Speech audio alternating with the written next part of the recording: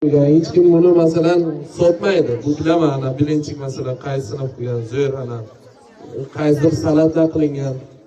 Hech kim 1 kilo sota olmaydi, lekin mehnat qilingan, to'g'ri gap. O'qituvchilarga berib chiqdik, ana birinchi, ikkinchi, qaysidir o'qituvchi 7 dega 1 ni beramiz, 7 dega 2 ni beramiz, 7 ga 3 ni beramiz deb. O'shanga birinchi o'rinlarga 10 balldan yozib chiqdik.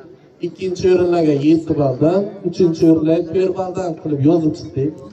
Hammasini ballab yozib chiqdik. Keyin qo'shib chiqdik. Qani qaysi eng yuqori ball oladi?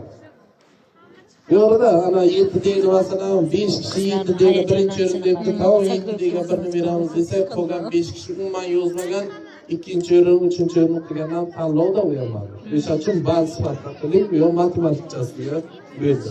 Bunga e'tiroz bo'lmaydi degan inson. 7-chi D sinf 67 ball bilan birinchi o'rinni oldi.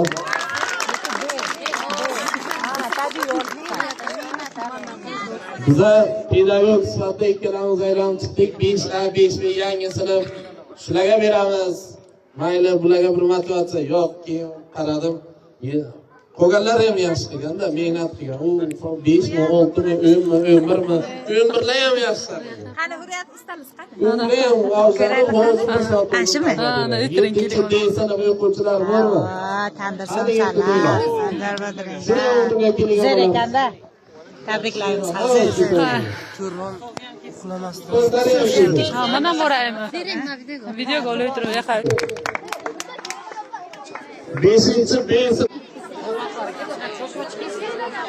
Jafarova. Jafarovani chaqiring. Jafarova.